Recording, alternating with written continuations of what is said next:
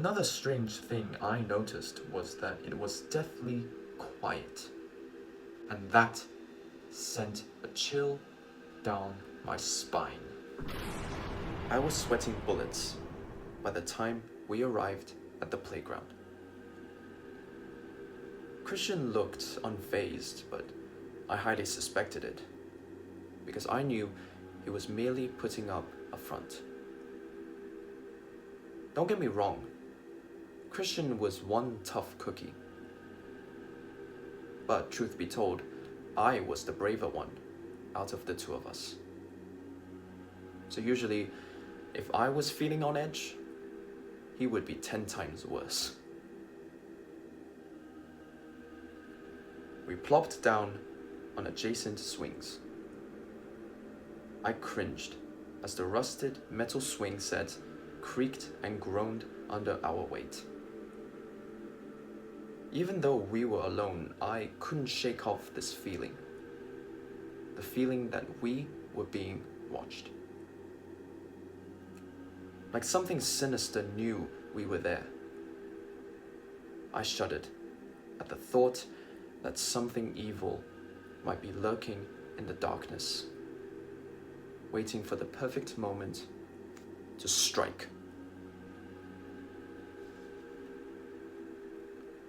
I kept telling myself that I was just freaking out over nothing, but I couldn't stop intermittently peeking into the shadow-veiled trees behind us. And I was seriously beginning to regret my decision to leave the safety of my own home. So, Sarah, is it just me, or does this place have this kind of presence? You know, like we're not the only ones out here? Christian kept his voice hushed, like he was afraid that someone would hear him. Yeah, I feel it too. It's really creepy, I said, sensing the oppressive weight of that feeling slightly lift from my shoulders. It was nice to know that at least he felt it too. Christian stared into the mulch at our feet. He looked lost in thought, as if only his body was there, but his mind was already drifted off to some far-off dimension. You know, I wasn't originally planning to come with you. I had my own reasons, actually.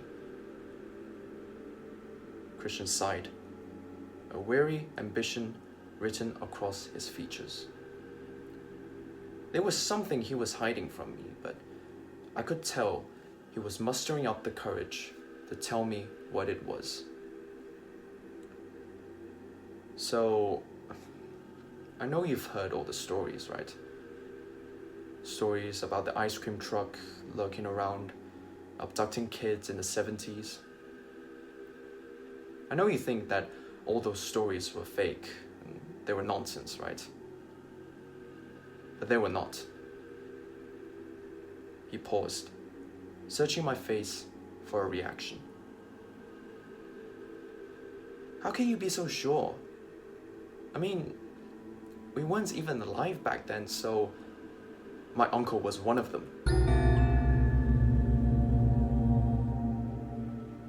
My heart plummeted into my gut.